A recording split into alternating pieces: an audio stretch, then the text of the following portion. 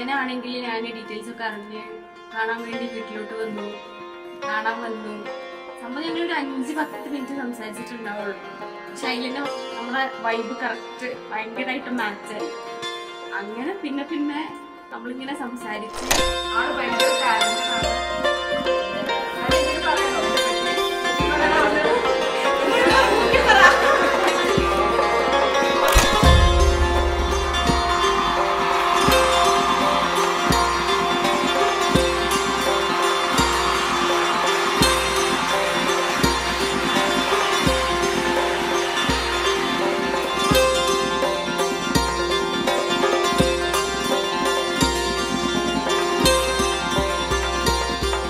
ഭയങ്കര ഹാപ്പി ഉണ്ട്. അതിന്റെ കൂടെ തന്നെ ഭയങ്കര വിഷമമുണ്ട്. അട മതി.